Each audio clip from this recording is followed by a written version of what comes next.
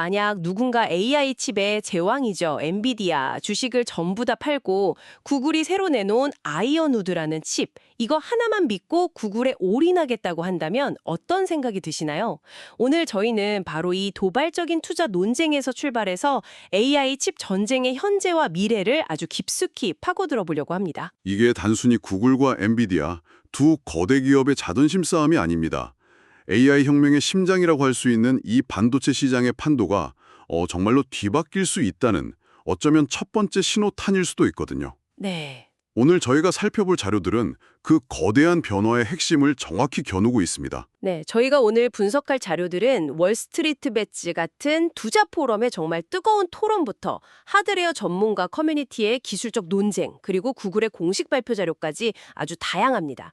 이 정보의 홍수 속에서 가장 중요한 핵심만 뽑아서 AI 칩 전쟁의 진짜 모습이 무엇인지 여러분과 함께 파헤쳐 보겠습니다. 자, 그럼 본론으로 바로 들어가 보죠. 도대체 구글의 아이언우드가 뭐길래 이렇게까지 시장이 들썩이는 걸까요? 이게 구글의 7세대 TPU, 즉 텐서 처리 장치인데요. TPU라는 게 한마디로 AI 계산, 특히 구글의 AI 모델을 돌리는데 모든 걸 쏟아부은 AI 전용 계산기라고 생각하시면 쉽습니다. 아, AI 전용 계산기? 네. 그런데 이번 7세대 아이언우드의 스펙이 정말 말도 안 되는 수준이더라고요. 그렇죠. 네. 관련 커뮤니티에서 나온 비유들을 보면 감이 딱 오죠.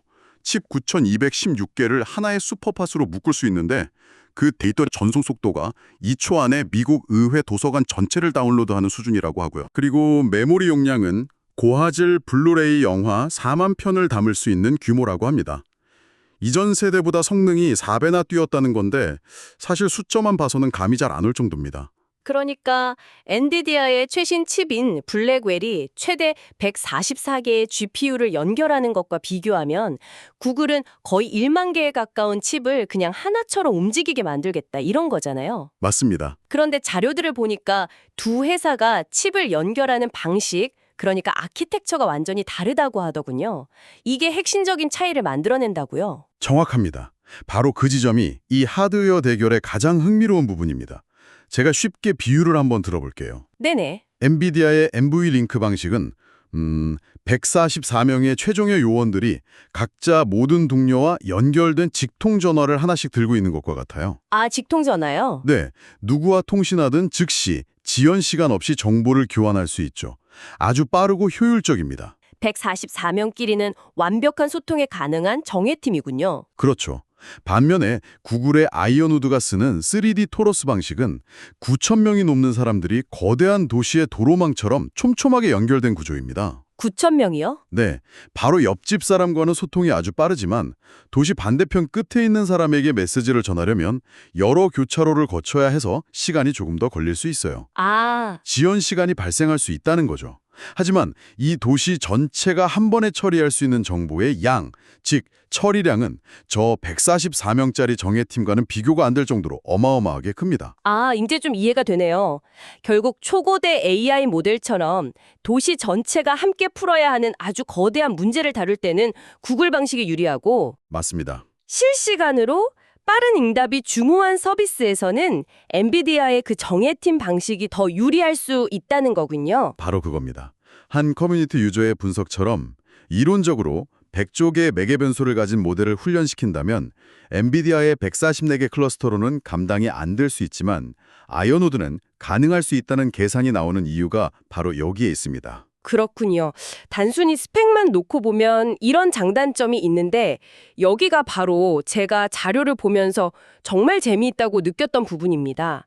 다들 이 하드웨어 스펙 비교는 그냥 시작에 불과하다고 말하더라고요. 그렇죠. 계속해서 큐다 라는 단어가 등장하는데 이게 뭐길래 하드웨어의 우위마저 뒤집을 수 있는 게임 체인저라고 하는 거죠. 쿠다. 이게 바로 엔비디아가 거의 15년 가까이 공들여서 쌓아 올린 소프트웨어 플랫폼이자 개발 생태계입니다. 15년이나요? 네, AI 개발자들한테는 거의 공기와 같은 존재죠. 대부분의 AI 프로그램이 이 쿠다 위에서 돌아가도록 만들어졌거든요. 아, 그래서 엔비디아 지지자들은 아주 자신 있게 말합니다. 뭐라고 하죠? 설령 구글 TPU가 50%더 빠르다고 해도 개발자들이 그동안 짜놓은 수만 줄의 코드를 전부 새로 짜야 한다면 아무도 그 수고를 감수하지 않을 것이라고요. 아, 그러니까 엔비디아의 진짜 힘은 칩 자체가 아니라 15년간 구축해온 이 쿠다라는 소프트웨어 제국에 있다는 거군요. 맞습니다. 개발자들이 모두 그 제국의 언어와 시스템에 익숙해져 있으니 옆 동네에 아무리 좋은 집이 생겨도 이사 가기 싫어한다는 거고요. 그게 바로 엔비디아의 가장 깊고 강력한 해자입니다. 하드웨어는 따라할 수 있어도 이 생태계는 돈과 시간만으로 쉽게 복제할 수가 없으니까요. 그런데 한편에서는 오픈 AI가 만든 트라이톤 같은 도구가 등장하면서 그 제국에 균열이 가고 있다는 주장도 만만치 않잖아요. 네, 있죠. 이걸 만능 번역기에 비유한 글이 인상 깊었어요. 아이폰에서만 돌아가던 앱이 갑자기 안드로이드 폰에서도 완벽하게 돌아가게 만드는 것과 같다. 이렇게요. 이게 정말 쿠다의 독점을 깰 수 있는 무기가 될까요? 그게 바로 지금 AI 업계의 가장 큰 질문 중 하나입니다. 이론적으로는 가능하죠. 트라이톤 같은 도구는 특정 칩에 종속되지 않고 코드를 실행할 수 있게 도와주니까요. 네. 하지만 자신을 최전선 연구소의 직원이라고 밝힌 한 유저의 글을 보면 현실은 아직 멀었다고 해요.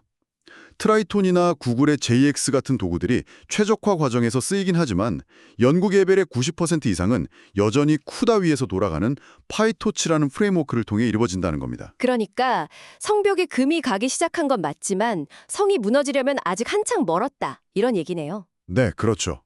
결국 이건 단순히 칩 속도 경쟁이 아니라 전 세계 수백만 개발자들의 마음과 습관을 누가 뺏어오느냐 하는 거대한 생태계 전쟁이 된 거죠. 하드웨어와 소프트웨어, 정말 흥미로운 싸움인데 제가 자료를 읽다가 이 모든 논쟁을 다른 차원으로 끌고 가는 주장을 보고 정말 물음을 탁 찼습니다. 아, 어떤 주장이었죠? 한 유저가 마이크로소프트 CEO 사티아 나델라의 말을 인용했더라고요.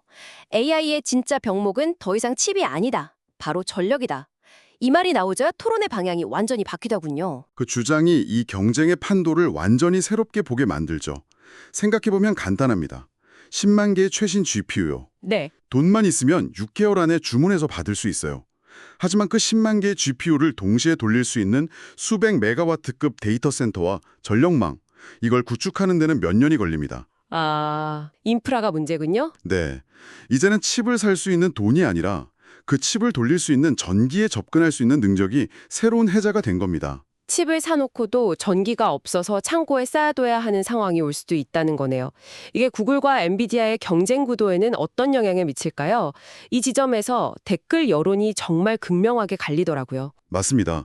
먼저 친구글 측 주장은 효율성에 초점을 맞춥니다.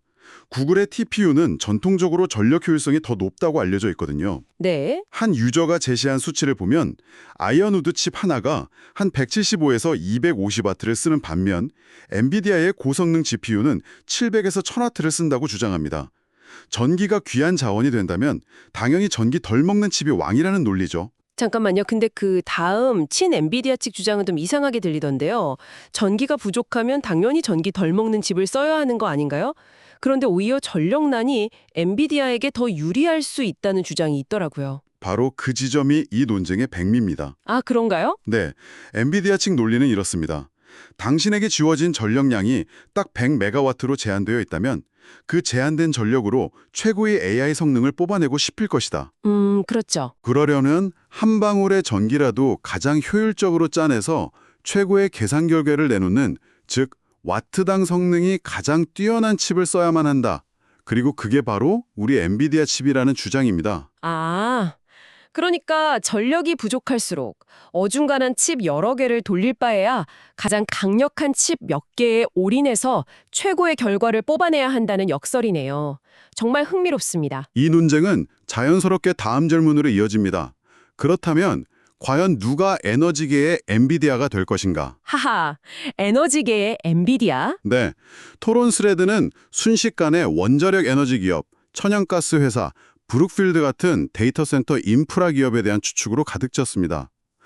AI 붐이 반도체를 넘어 에너지 섹터 전체를 뒤흔들고 있다는 걸 보여주는 대목이죠. 정말 그렇네요. 하드웨어 스펙 경쟁으로 시작해서 소프트웨어 생태계 전쟁을 거쳐 이제는 전력 인프라 싸움까지 왔습니다. 그럼 이 복잡한 상황 속에서 실제 투자자들은 어떤 판단을 내리고 있을까요? 투자 포럼의 의견들을 보니까 크게 4그룹으로 나뉘는 것 같더라고요. 네, 그렇죠.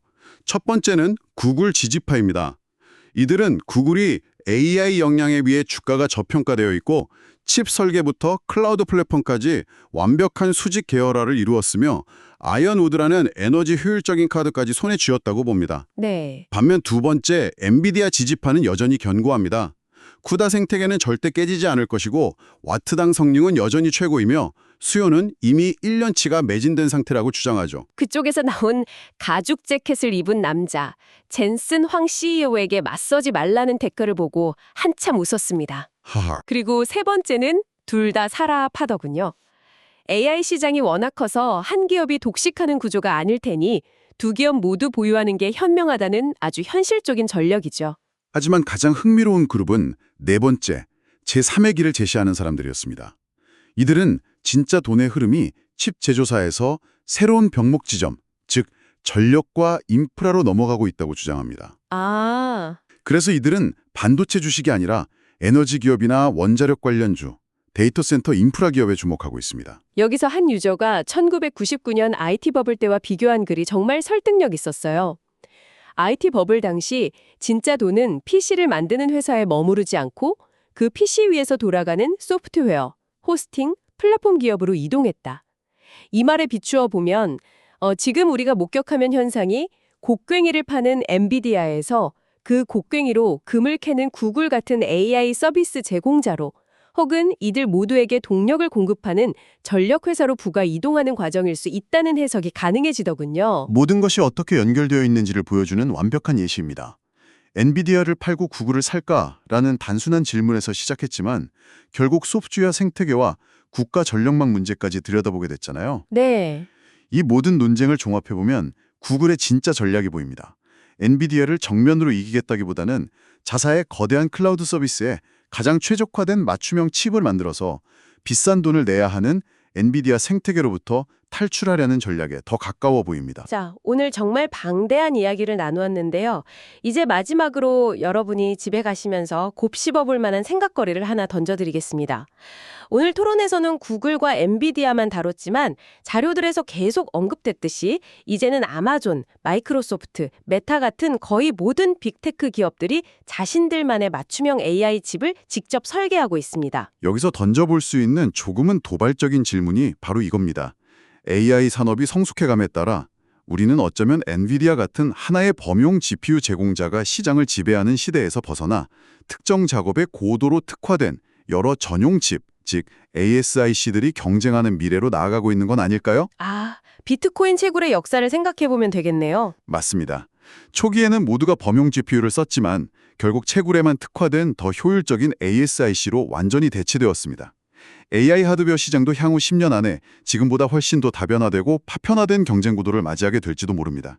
한 번쯤 깊이 생각해 볼 만한 질문입니다.